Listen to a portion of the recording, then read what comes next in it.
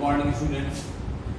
कल आपको नर जनन तंत्र, मादा जनन तंत्र और साथ ही साथ इस आर्तो चक्र के बारे में बताया गया था, रजोधर्म चक्र के बारे में बताया गया था कि मादा में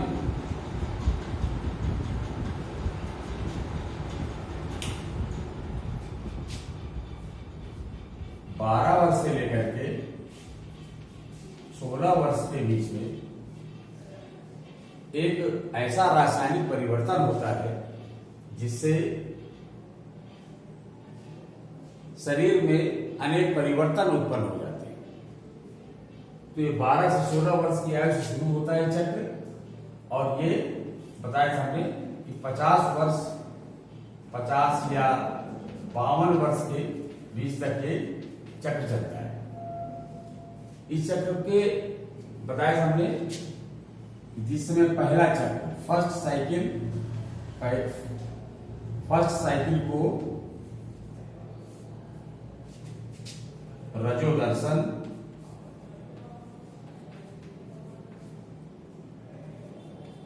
और लास्ट साइकिल को रजो निवृत्त होते।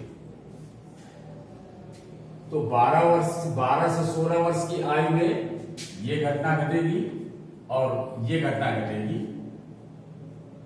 50 और 52 वर्ष की आयु। अब देखिए इसमें होता क्या है कि जिस समय अंडाशय में अंडाणु बनने की प्रक्रिया शुरू हो जाएगी, बस उसी टाइम से समझ लीजिए कि चक्र शुरू हो जाएगा। तो इसका मतलब ये हुआ, ये इंडिकेशन है एक प्रकार का कि यू आर मैच्योर, अब आप परिपक्व हो गई हैं, अब आप संतान को उत्पन्न कर सकती हैं। कैसे? तो जैसे ही आप 12 से और 16 वर्ष की आयु में पहुंचेंगे तो होगा क्या कि देखिए ये होता है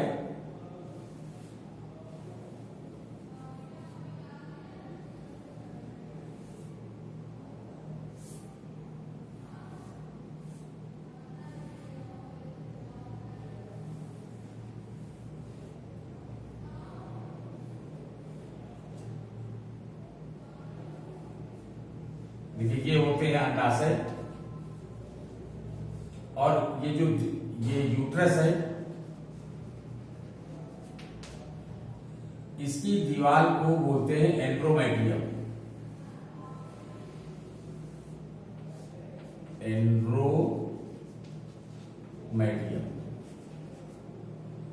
तो ये जो चक्र होता है 26 से 28 दिन का, 26 से 28 दिन के अंदर ये साइकिल होती है। तो 26 से 28 दिन के अंतर्गत जो ये प्रक्रिया होती है ये 6 चरणों में होती है।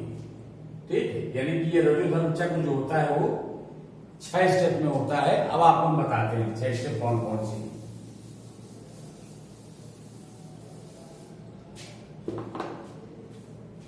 देखिए पहला स्टेप है नंबर 1, 4 या 5 दिन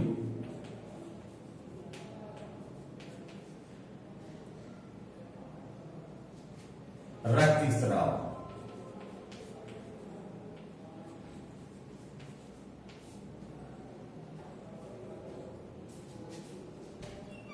पांच से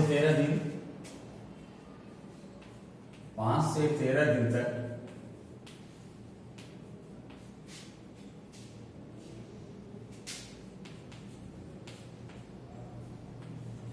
नए एंड्रोमेट्रियम का बनना।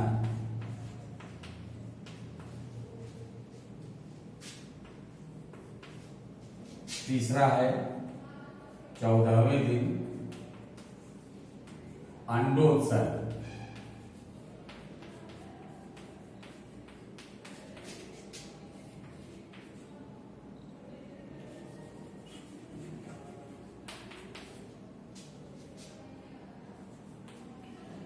पंद्रह से 20 दिन में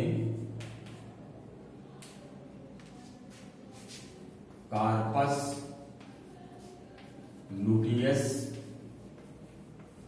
का निर्माण।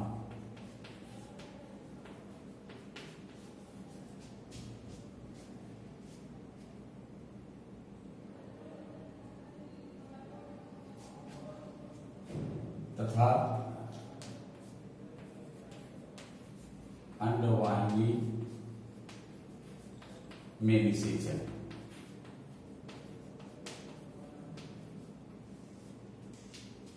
फिफ्थ स्टेज होती है 20 से 25 दिन।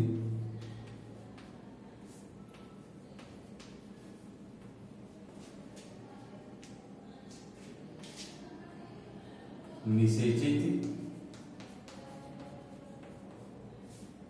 अंडे का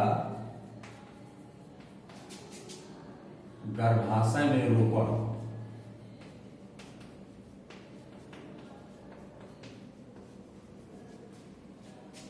और लास्ट स्टेज है 26 से 28 दिन में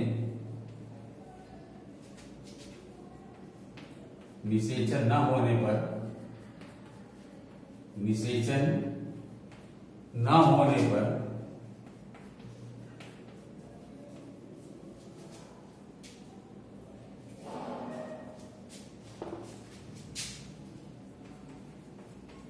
कार्पस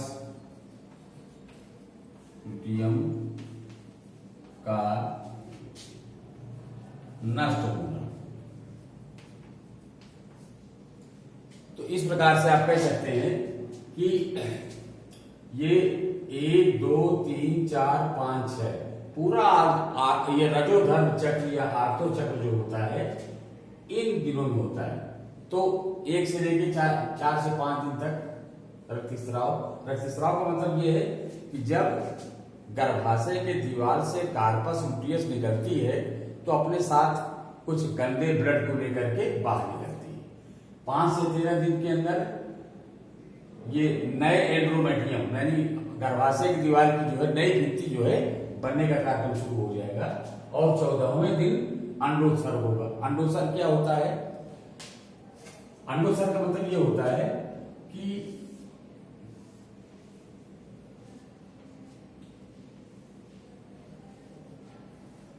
ये है ओवरी।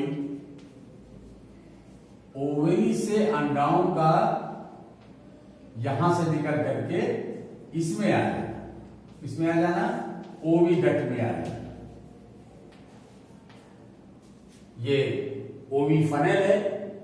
तो जो परिपक्व अंडाणु होगा वो इस अंडाशय से निकल करके इस ओविडक्ट के फनेल से होते हुए ये यहां पर आ जाएगा। और इसी टाइम पे अगर शुक्राणु आ जाते हैं तो फिर इस तरह से मिलकर के निषेचन हो जाता है। अगर निषेचन हो जाएगा तो निषेचन अगर हो जाएगा तो अगर निषेचन हो गया तो उस निषेचित अंडे का गर्भाशय में रोपण हो जाएगा। निषेचन हुआ यही जहां पर रोपण हो जाएगा।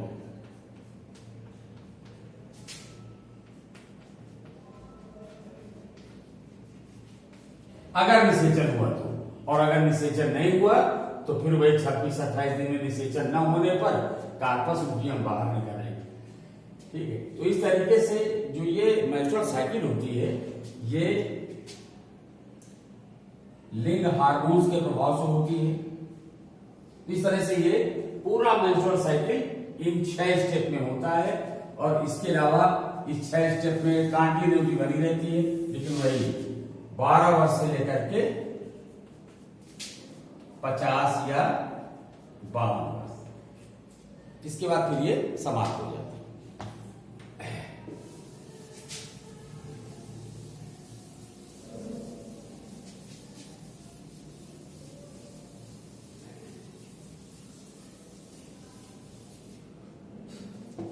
तो इस प्रकार से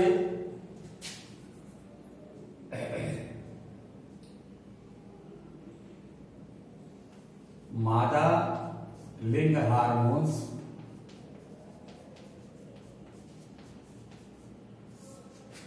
प्रोजेस्टेरोन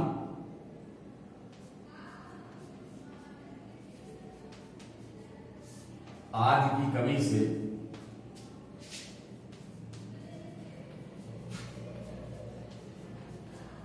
ये परिवर्तन होता है और ये 6 स्टेप जो होते हैं और 6 स्टेप होने के बाद फिर नया साइकिल होगी। तो इस तरीके से 12 वर्ष से लेकर के 50 वर्ष तक प्रति माह एक अंडाणु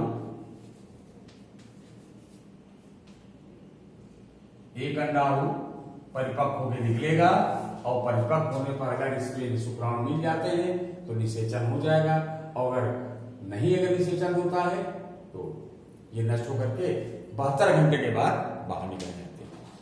अब नेक्स्ट टॉपिक देखिए,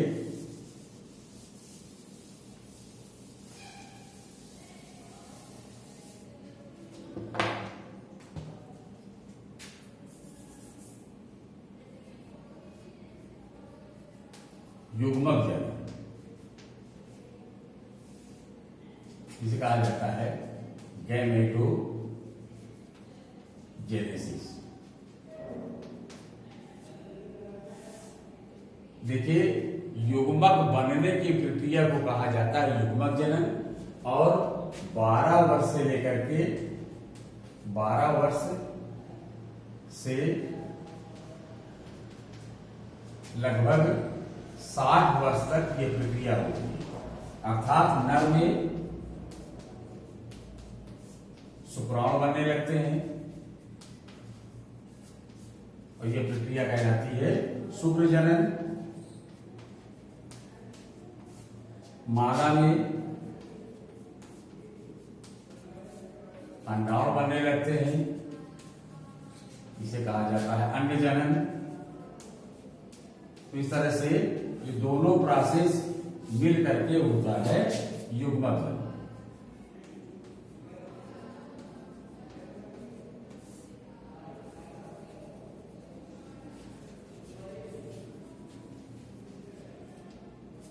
और जब ये प्रक्रिया होने लगती है तो एक संकेत मिल जाता है। संकेत, पहला संकेत आर्थो चक्र के द्वारा फीमेल में, और नर में होता क्या है कि संतानों में नर में लक्षण कुछ दिखाई पड़ते हैं, जैसे दाढ़ी मूंछ का निकलना, चेस्ट का बड़ा होना, ठीक है, शरीर के विभिन्न अंगों में बालों का निकलना, इस तरीके से ये लक्षण दिखने लगते हैं।